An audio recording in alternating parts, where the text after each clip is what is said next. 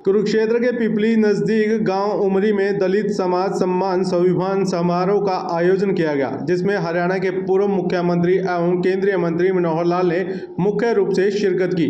वहीं उनके साथ केंद्रीय राज्य मंत्री अर्जुन राम मेघवाल, राज्यसभा सांसद दुष्यंत कुमार गौतम, राज्यसभा सांसद कृष्ण पवार, कुरुक्षेत्र लोकसभा सांसद नवीन जिंदल, राज्य मंत्री सुभाष सुधा और पूर्व सांसद अशोक तंवर भी मौजूद रहे। कार्यक्रम का आयोजन भाजपा नेता सुदेश कटारिया द्वारा किया गया, जिसमें हजारों की संख्या में दलित समाज के लोग एकत्रित हुए और अपना समर्थन भाजपा को देने का ऐलान किया। केंद्रीय मंत्री मनोहर लाल खट्टर ने पत्रकारों से बातचीत करते हुए कहा कि बाबा साहेब डॉक्टर भीमराव अंबेडकर ने जो संविधान में दलितों के लिए लिखा था, भाजपा ने उसे पूरा करने का काम किया है और आगे भी करती रहेगी। वहीं चुनाव आयोग को चिट्ठी लिखे जाने के जवाब पर उन्होंने कहा कि चुनाव के दिन 5 छुट्टी इकट्ठी होने की वजह से लोग वेकेशन पर चले जाते हैं, इसलिए वोट परसेंट कम हो जाता है। सबसे पहले तो आपके माध्यम से आज जन्माष्टमी के त्योहार की बहुत बहुत शुभकामनाएं।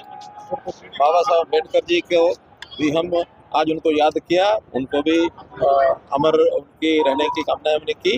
और गुरु रविदास जी जिनके स्मारक के इस स्थल के ऊपर आज हमने कार्यक्रम किया, उनकी भी हमेशा यादगार बनी रहे, ऐसा भी अपील हमने की।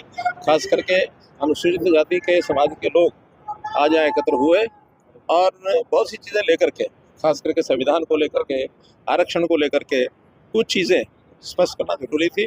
आप सब लोगों ने सुनी है एकदम, चूँकि विषय ऐसा है, कांग्रेस बहुत कन्फ्यूजन इसमें डालती है और कांग्रेस का जो झूठ है वो पहले कहीं ना कहीं किसी मात्रा में भले ही वो काम आया होगा, लेकिन काठ की हंडियाँ बार बार चढ़ती नहीं है। इसलिए अब ये विषय सबको ध्यान में आ गया है कि अब संविधान को अगर बचाने वाली, संविधान को पिछड़े दलितों और गरीब समाज के उनके अधिकारों के लिए अगर कोई लागू करने का काम करेगी तो भारतीय जनता पार्टी पहले से भी कर रही है, आगे भी करेगी। ऐसे बहुत उदाहरण हैं जब कांग्रेस ने संविधान को ठेंगा दिखाया, चाहे वो देश की आज़ादी के बाद, इवन उन्होंने तो डॉक्टर अम्बेडकर जी को उनका भी विरोध किया, उनके चुनाव के समय विरोध किया, उनको संविधान सभा की अगुवाई करने के लिए उनका विरोध था। फिर भी उनके जो विचारों को देख करके उसमें बीच में जो और अग्रणी लोग थे, उन्होंने सहमति बना करके और उनको संविधान की इस सारी निर्माण प्रक्रिया में डॉक्टर अम्बेडकर जी को आगे रख करके और ये सारी जो पूरा किया, ये गरीबों को, दलितों को, वंचितों को उनके अधिकार, उनके सम्मान को बराबरी का स्थान दिलाने का एक बहुत बड़ा उपाय है।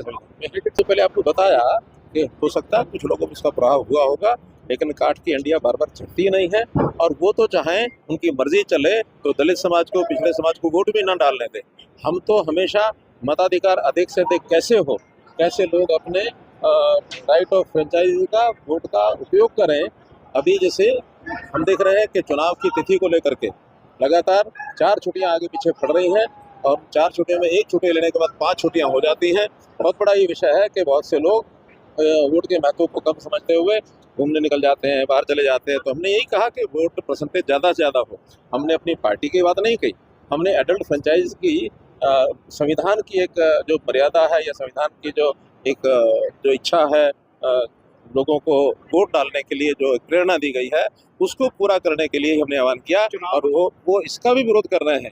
इसका मतलब उनको तो लगता है कि वोटिंग कैसे हम कम करा सकें और मुझे अंदेशा है कि अगर इसी प्रकार का वो स्टैंड रखेंगे तो कहीं ना कहीं हमारे दलित समाज को, पिछड़े समाज को कहीं ऐसा ना हो कि वोट देने से भी वो वंचित करने की वो प्लानिंग बना रहे हैं। लेकिन हम बिल्कुल होने नहीं देंगे, ये दबंगाई चलने नहीं देंगे, देंगा मस्ती चलने नहीं देंगे। कह रहे हैं मैं बीजेपी भी नहीं जाऊंगा, अगर मेरी संख्या हुई तो मैं इंडिया गठबंधन के साथ जा सकता हूँ। किसने बुलाया उनको? तीसरी बार निश्चित रूप से आएगी और ये हरियाणा का एक नया रिकॉर्ड बनेगा कि भारतीय जनता पार्टी तीसरी बार, भारतीय जनता पार्टी के हमारे जो नेता है यहाँ के श्री नायब सिंह सैनी, उनके नेतृत्व में चुनाव करा करके और निश्चित रूप से अगर झूठा प्रचार कर रही है ना, और वो झूठ को ठीक करने के लिए ही आखिर हमको आप लोगों का भी सहारा लेना पड़ रहा है, हमको समाज के लोगों का भी सहारा लेना पड़ रहा है ताकि झूठ ना चले। और ये झूठ मैंने बताया बार बार चलता नहीं है, झूठ एक बार चल जाता है। इसलिए मैंने फिर शब्दों का प्रयोग कर रहा हूँ कि काठ की हंडियाँ बार बार नहीं चलती। अब ये चुनाव आयोग का, ये चुनाव के क्षेत्र में आता है। हमें